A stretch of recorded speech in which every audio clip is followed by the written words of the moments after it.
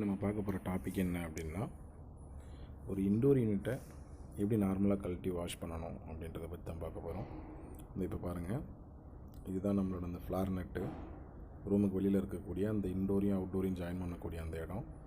இந்த flower net என்ன பண்ணணும், நம்ம ரிமூவ் பண்ணணும், அதாவது லூஸ் பண்ணி கழட்டணும். ஸோ இதை கழட்டி முடித்ததுக்கப்புறம் நம்ம பெண்ட் பண்ணியிருப்போம் அந்த பைப்பை, அதை கொஞ்சம் ஸ்ட்ரைட் ஆக்கணும். இதை ஸ்ட்ரைட் ஆக்கிட்டு நம்ம இன்டோரில் இருக்கக்கூடிய ஒயரை நம்ம ரிமூவ் பண்ணோம் அப்படின்னா நமக்கு இன்டோர் பார்ட் தனியாக வந்துடும். ஓகேங்களா, ஜஸ்ட்டு லாக்கை விட்டு எடுத்தோம் அப்படின்னா வந்துடும்.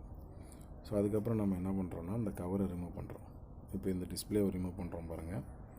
டாப் கவரில் டிஸ்பிளே இருக்கும், அந்த டிஸ்பிளேவோட கனெக்டரை ரிமூவ் பண்ணோம் அப்படின்னா டிஸ்பிளே தனியாக வந்துடும். சரிங்களா. ஸோ நெக்ஸ்ட்டு காமனாக எல்லா ஏசிலையுமே பார்த்திங்கன்னா ஸ்க்ரூ பார்த்திங்கன்னா டாப்பில் ஒரு 3 இருக்கும், நெக்ஸ்ட்டு கீழே ஒரு 3 ஸ்க்ரூ இருக்கும். மேக்ஸிமம் லைட்டாக தான் டிஃப்ரெண்ட் ஆகும் ஒவ்வொரு ஏசிக்கும். அதாவது மீடியாவாக இருந்தாலும் சரி, மீடியா ப்ளஸ்ஸாக இருந்தாலும் சரி, ஒயிட் வேஸ்டிங் ஹவுஸாக இருந்தாலும் சரி, கேரியர், எல்ஜி, சாம்சங், எதுவாக இருந்தாலும் கான்செப்ட் சேம் தான், கொஞ்சம் வேரி ஆகும், அவ்வளோதான். ஸோ இப்போது இந்த ஸ்விங் பிளேட்டை நீங்கள் கழட்டுறோம். ஸ்விங் பிளேட்டை ரிமூவ் பண்ணதுக்கப்புறம் ஒரு 6 ஸ்க்ரூ இருக்கும் மேக்ஸிமம்.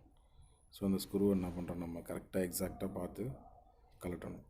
ஏதாவது 1-2 நம்ம கழட்டாமல் விட்டுட்டால் கூட நம்ம டாப் கவரை ரிமூவ் பண்ணும்போது டேமேஜ் ஆகிறதுக்கான சான்சஸ் நிறையா இருக்குது. ஸோ நல்லா கிளியராக பார்க்கணும் வேறு எங்கேயாவது ஸ்க்ரூ இருக்கா அப்படின்னு சொல்லிட்டு. அந்த ஸ்க்ரூ எல்லாத்தையும் நம்ம கம்ப்ளீட்டாக ரிமூவ் பண்ணி முடிச்சதுக்கப்புறம் நமக்கு அந்த டாப் கவர் மட்டும் ரிமூவ் ஆகிடும். ஸோ இப்போ இந்த வீடியோவில் நம்ம ஜஸ்ட் இந்த டாப் கவர் மட்டும் ரிமூவ் பண்ணிவிட்டு பிசி போர்ட் சைடில் அந்த ப்ளோவர் மோட்டர் இருக்கக்கூடிய சைடை ஒரு பிளாஸ்டிக் கவரால் க்ளோஸ் பண்ணிவிட்டு நம்ம வாஷ் பண்ண போகிறோம்.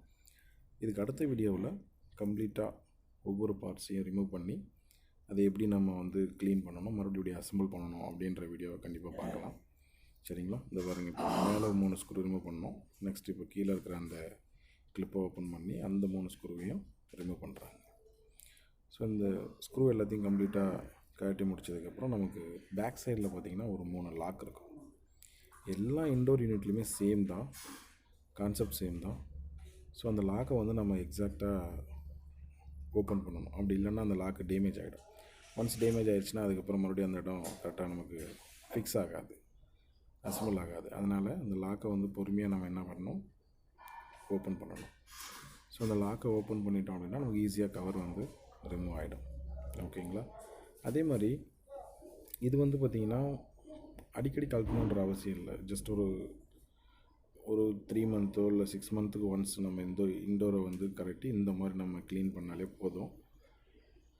இண்டிவிஜுவல் பார்ட்ஸாக ரிமூவ் பண்ணி கழட்டணும்னு கூட அவசியம் கிடையாது, க்ளீன் பண்ணணுன்னு கூட அவசியம் கிடையாது. அப்பப்போ ஃபில்டரை க்ளீனாக வச்சுக்கணும். ஃபில்டரை வீக்லி ஒன்ஸ் க்ளீனாக வச்சுக்கணும்.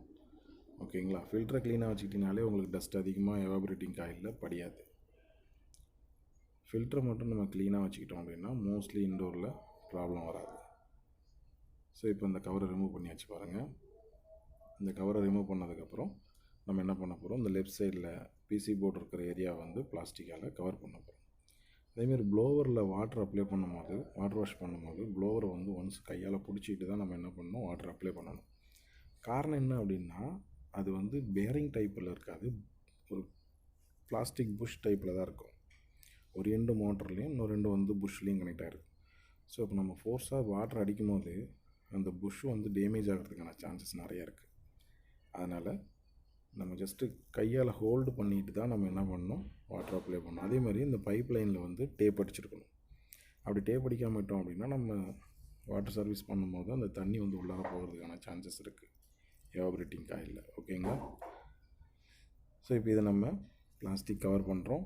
பிளாஸ்டிக் கவர் பண்ணி முடித்ததுக்கப்புறம் வாட்டர் வாஷ் பண்ணலாம். ஓகேங்களா. இதை வாட்டர் வாஷ் பண்ணும்போது இந்த ட்ரைன் ஏரியா இருக்குது பாருங்கள், அந்த கேமராவில் இப்போ காமிக்கிற பாருங்கள், அந்த ட்ரைன் ஏரியா, இந்த ட்ரைன் ஏரியா, அந்த ட்ரைனேஜ் பைப்பு, இதெல்லாம் கொஞ்சம் பக்காவாக நம்ம என்ன பண்ணணும், வாட்டர் அப்ளை பண்ணி க்ளீன் பண்ணணும்.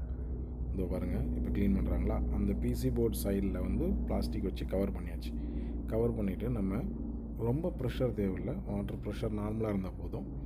அந்த ப்ளோவரை பாருங்கள், கையில் பிடிச்சிக்கிட்டு வாஷ் பண்ணுறாரு பாருங்கள். ஸோ நம்ம பொறுமையாக நம்மளோட கை மூமெண்ட்டில் நம்ம ப்ளோவரை ரொட்டேட் பண்ணி க்ளீன் பண்ணால் போதும். ஸோ இந்தளவுக்கு நம்ம பக்காவாக க்ளீன் பண்ணலாம். சப்போஸ் நம்மளோட எவாபரேட்டிங் காயிலில் வந்து டஸ்ட் அதிகமாக இருக்குது, அந்த காயிலில் டஸ்ட் அதிகமாக இருக்குது அப்படின்ற பட்சத்தில் நம்ம இந்த மாதிரி கெமிக்கல் அப்ளை பண்ணி கூட நம்ம என்ன பண்ணலாம், ஒரு 10 மினிட்ஸ் வெயிட் பண்ணிவிட்டு அதுக்கப்புறம் வாட்டர் வாஷ் பண்ணணும் அப்படின்னா இன்னும் நல்லா க்ளீன் ஆகிடும். ஓகேங்களா? ஸோ இந்த வீடியோவில் நம்ம ஜஸ்ட்டு ஒரு பிசி போர்டு ஏரியாவை, ப்ளோவர் மோட்டர் ஏரியாவை பிளாஸ்டிக்கால் கவர் பண்ணிவிட்டு வாஷ் பண்ணதை நம்ம பார்த்தோம்.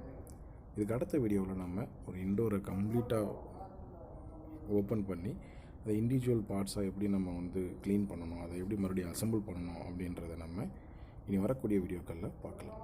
இது உங்கள் ஆன்லைன் நண்பன் சேனல். நான் உங்கள் ரஞ்சித் குமார். நன்றி, வணக்கம்.